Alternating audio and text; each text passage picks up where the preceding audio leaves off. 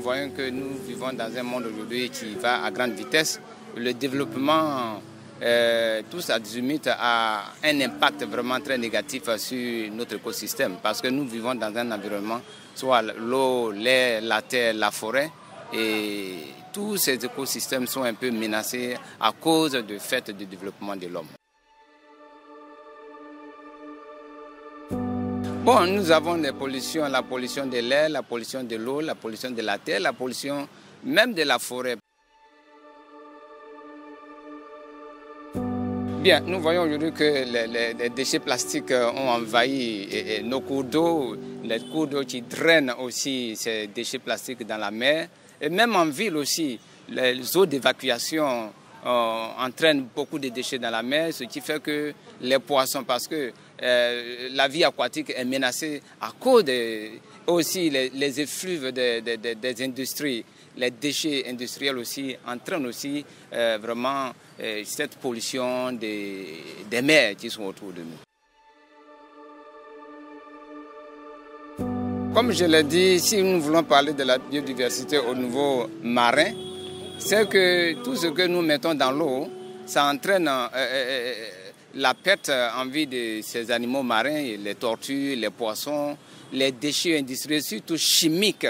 Et ça réduit, ça éloigne même cette population, cette faune marine-là de nos côtes. Parce que nous savons qu'il y a une partie de notre population qui vit de ça, de la pêche. Mais à cause des déchets plastiques, à cause des déchets industriels, les produits toxiques qui sont déversés dans la mer entraînent non seulement la mort, mais non seulement que ces animaux sont empoisonnés, mais c'est nous-mêmes qui sommes empoisonnés.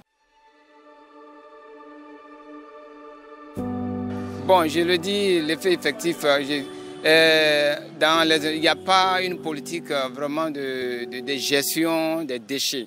Et donc tout le monde entraîne, on voit à partir des usines, l'évacuation des eaux et des déchets. Et comme vous dites, comment ça entraîne vraiment le danger sur l'écosystème marin, n'est-ce pas? Bon, je dis que souvent on voit dans les documentaires les poissons ou bien les oiseaux qui sont véritablement leur vie en danger à cause du fait qu'ils ingurgitent et surtout que ce n'est pas leur alimentation naturelle. Donc quand ils sont obligés de cohabiter avec ces déchets toxiques, et ça fait que vraiment nous sommes en danger nous-mêmes.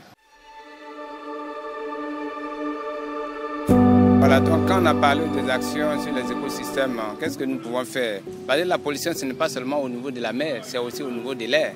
Et il y a aussi, quelles sont les actions concrètes que nous pouvons mener? Il faut que nous organisions en ONG, parce que le gouvernement combat cela, mais les ONG sont un peu plus en avant-garde de cette lutte-là. Donc nous faisons partie de cette ONG internationale qu'on appelle MIA, Mains d'Afrique, aussi Cokeo. Et donc qui organise des ateliers et qui fédère avec toutes les organisations qui parlent de l'environnement. Parce que nous savons que les 17 objectifs de développement durable des Nations Unies, l'agenda 2030, et nous travaillons dedans. Pourquoi nous devons travailler pour pouvoir maintenir cet écosystème-là sans pollution? Parce que c'est notre vie même qui est en danger. Si nous ne prenons pas vraiment garde. Donc il y a des organisations qui sont mises en place, et nous avons des ateliers et pour organiser aussi soit le planting des arbres, le reboisement, parce que c'est très important. Nous savons aujourd'hui qu'au niveau des usines aussi, nous pouvons faire en sorte que les usines sachent comment il faut traiter leurs déchets. Et la pollution de l'air, nous savons qu'aujourd'hui avec les nouvelles technologies, et les gens veulent fabriquer, on dit quoi? L'énergie propre. C'est-à-dire quoi? Ne pas utiliser de l'essence, le gasoil là, qui pollue l'air. Donc les gens sont en train de trouver des alternatives pour pouvoir vraiment mettre en place des moteurs sans combustion et aussi l'éolienne.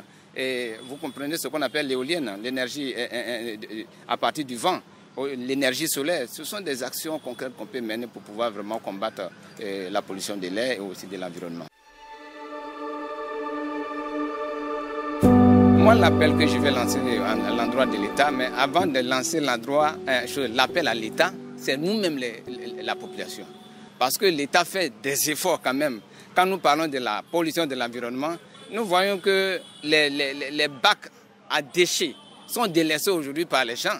Il y en a qui, à partir de leur voiture, tout ce qu'ils font, c'est tous leurs déchets, ils jettent ça dans la nature. Donc, il y a ça aussi. Nous avons cette prise de conscience individuelle en tant que population. Parce qu'en fait, nous disons que l'État doit faire quelque chose. C'est vrai, l'État est incarné par les autorités que nous avons aujourd'hui, effectivement. Mais les autorités que nous avons là ne sont pas forcément dans les milieux où nous vivons. Donc, mais qu'est-ce que l'État doit faire? Je connais un pays qu'on appelle le Rwanda. Là-bas, il y a des décisions qu'on prend. L'État, je connais des Rwandais qui m'ont dit que oui, l'État contrôle tous les endroits publics.